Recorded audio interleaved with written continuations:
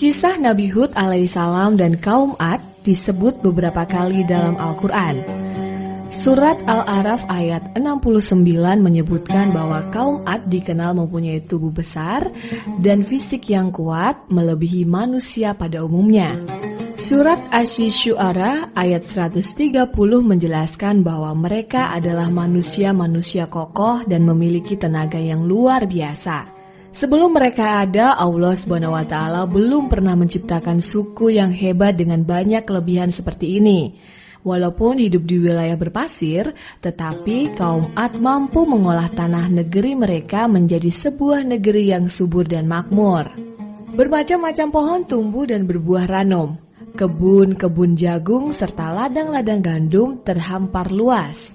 Negeri kaum Ad disebut sebagai negeri Al-Ahqaf atau negeri bukit-bukit pasir, yaitu meliputi daerah padang pasir Rubuholi, Aman, sampai ke Hadramaut di Yaman. Allah SWT telah memberikan berbagai kenikmatan pada kaum Ad.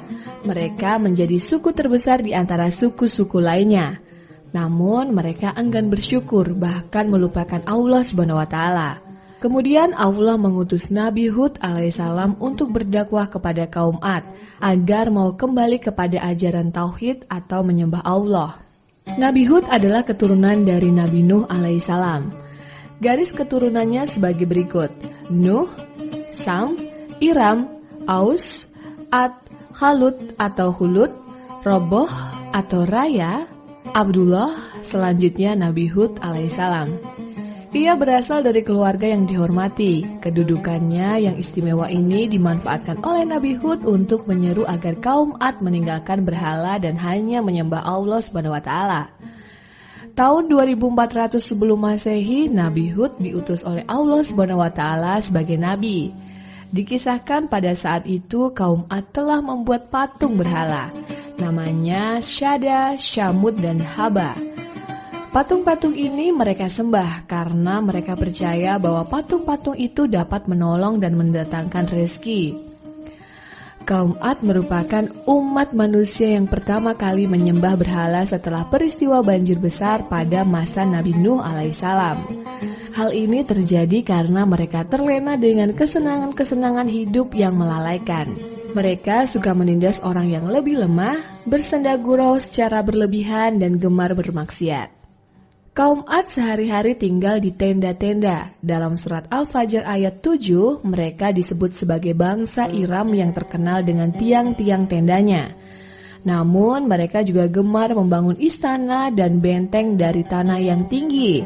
Sesekali mereka tinggal di istana dan benteng-benteng yang mereka bangun ini.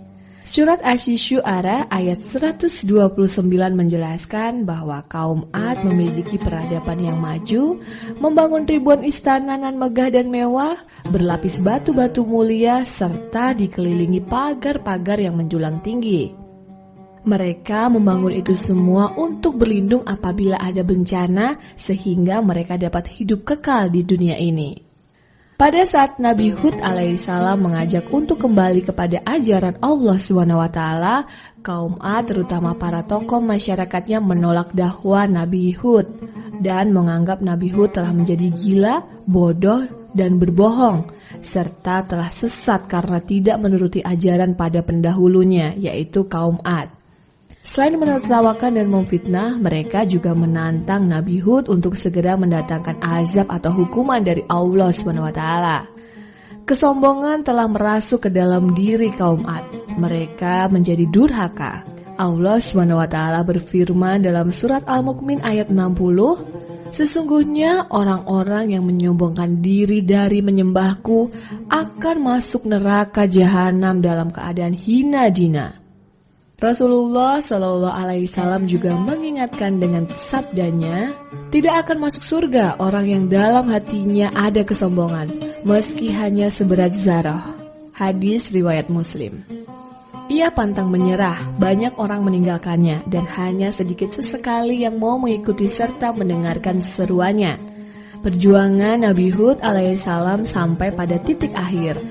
Nabi Hud berdoa kepada Allah untuk segera membuktikan kekuasaannya. Allah SWT mendengar permohonan Nabi Hud ini dan akan menurunkan azab kepada kaum Ad. Allah memberi kemarau panjang sehingga sumber air kering, tumbuhan banyak yang mati, dan ini berlangsung selama 3 tahun lamanya. Negeri yang subur mendadak menjadi gersang.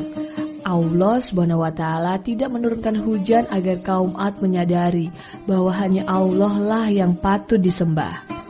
Berhala tidak bisa menolong maupun mendatangkan kebaikan dan kenikmatan bagi kaum Ad. Hanya dengan menurunkan hujan saja Allah telah membuat kehidupan kaum Ad yang semula hebat menjadi porak-poranda. Kondisi wilayah yang telah kering kerontang memaksa kaum Ad melaksanakan tradisi lama, yaitu berdoa memohon hujan. Tradisi ini selalu dilakukan di tanah haram Mekah. Para pemimpin kaum Ad mengutus salah seorang dari mereka yang bernama Khil untuk berdoa di Mekah. Di perjalanan, Khil singgah selama 1 bulan untuk meminum khamir atau minuman yang memabukkan di rumah Muawiyah bin Bakhar. Di sana, ia juga berbuat kemaksiatan dan dosa. Setelah itu baru ia melanjutkan perjalanan menuju Mekah. Di Mekah, Khil naik ke Bukit Tihamah dan berdoa meminta agar hujan diturunkan kepada kaum Ad. Doa tersebut tidak terwujud, apalagi Khil telah melakukan perbuatan dosa sebelum memanjatkan doa. Usaha kaum Ad mengutus Khil untuk berdoa ini sia-sia belaka. Kemarau panjang masih terus berlanjut, bahkan makin parah. Kaum Ad belum juga bertobat dan mendengar ajakan Nabi Hud. Kaum Ad lebih senang berdoa kepada berhala-berhala. Upacara persembahan besar-besaran kepada Dewa Syamud dan Dewa Al-Hatar diadakan dengan harapan para berhala dapat mendatangkan hujan. Tidak lama, dari kejauhan terlihat rombongan awan mendung yang beriringan datang ke arah kaum Ad. Mereka bersorak-sorai menyambutnya. Hujan sebentar lagi turun, pikir mereka. Dalam surat Al-Ahqaf ayat 24 disebutkan, setelah 3 tahun tidak turun hujan, tiba-tiba datanglah awan yang sangat pekat. Kaum Ad mengira awan pekat tersebut pasti menurunkan hujan yang sangat deras. Dugaan mereka ternyata salah. Awan itu ternyata berisi angin dingin yang mengazab mereka. Semua tunggang langgang berlarian menyelamatkan diri. Angin dingin dan kencang semacam tornado terus menerpa selama 8 hari 7 malam, menghancurkan tubuh-tubuh kaum Ad yang sebelumnya dikenal kuat dan kokoh. Semua hancur lebur kecuali bangunan-bangunan mereka. Angin menerbangkan kaum Ad ke udara, kemudian menjatuhkannya ke tanah. Dalam surat Al-Haqqah ayat 7, mereka digambarkan seperti pohon-pohon kurma yang telah lapuk. Dalam Al-Quran surat Az-Zariyat ayat 41, sifat angin yang dikirim oleh Allah kepada kaum Ad adalah Akim atau yang membinasakan. Sementara itu Allah SWT menyelamatkan Nabi Hud alaihissalam beserta para pengikutnya yang sedikit menyaksikan bencana yang sedang terjadi karena mereka berdoa memohon ampun kepada Allah. Ibnu Katsir meriwayatkan bahwa mereka berdiam di tempat yang kecil. Mereka tidak merasakan dinginnya angin, justru Allah memberikan kenyamanan di tempat tersebut. Begitulah Allah SWT menyelamatkan orang-orang yang beriman dari azab yang mematikan. Setelah angin mereda, Nabi Hud alaihissalam beserta orang-orang yang beriman keluar melihat kondisi negeri kaum Ad yang telah hancur karena azab yang mereka minta sendiri. Selanjutnya, Nabi Hud beserta pengikutnya meninggalkan puing-puing negeri Al-Ahqaf, hijrah menuju ke negeri Hadramaut. Mereka membangun kehidupan yang bahagia dan tidak lupa senantiasa bersyukur kepada Allah SWT. Satu hal yang harus diingat dari sosok Nabi Hud, beliau dikenal sebagai orang yang gemar menyampaikan nikmat Allah kepada orang lain. Sekecil apapun nikmat itu akan disampaikan supaya orang lain terdorong untuk melakukan kebaikan yang sama. Dalam surat Ad-Duha ayat 11, Nabi Muhammad SAW mendapat perintah dari Allah untuk melakukan hal yang sama dengan apa yang dilakukan oleh Nabi Hud alaihissalam. Dan terhadap nikmat Tuhanmu, maka hendaklah kamu siarkan atau sebutkan. Yang terakhir, bersyukur adalah kunci utama keberkahan atas nikmat-nikmat yang kita rasakan. Allah akan menambah nikmat bagi hambanya yang senantiasa bersyukur. Orang yang bersyukur akan merasa bahagia dan menjadi peduli terhadap sesamanya.